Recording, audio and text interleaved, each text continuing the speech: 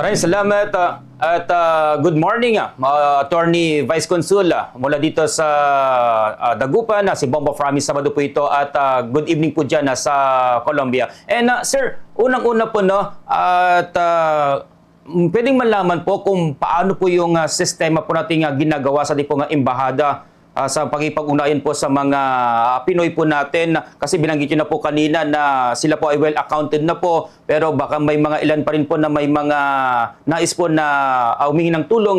Paano po ba yung sistema po natin na isinasagawa po, Vice Consul?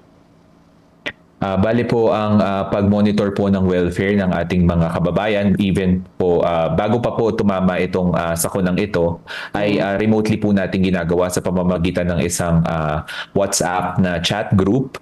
Kabilang po ang lahat ng miyembro ng Filipino community at ang ating mga community coordinators doon, dahil po sa kasalukuyan wala pong presensya ang embahada at lahat po ay kino-coordinate natin mula sa karating bansa ng Colombia dito sa Bogota. So ito po ang ating patuloy na ginagamit, gaya po sa mga nakaraan pong consular mission kung may kailangan po silang mga ibang forma ng serbisyo, at parehas pong group ang ating ginamit upang malaman ang kanilang lagay pagkatapos po nung malakas na lindol.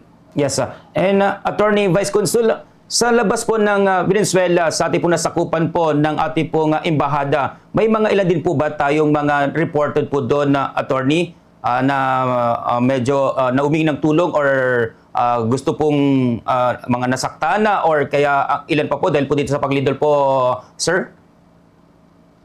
Base po sa ating mga nakalap na balita, naramdaman din naman po ang lindol, ngunit bahagya lamang sa mga parte ng Colombia, Brazil at iba pa pong karating bansa. Pero ang ating embahada po ay nakatutok dito sa Venezuela dahil po ito po ay parte ng ating jurisdiction. So covered po ng embassy mula sa Bogota ang Colombia, syempre, at pati po ang Venezuela at Ecuador. Pero sa ngayon po, prioridad po ng embahada dito sa Bogota na siguruhin ang kaligtasan at pagiging accounted for ng lahat po ng miyembro ng ating Filipino community.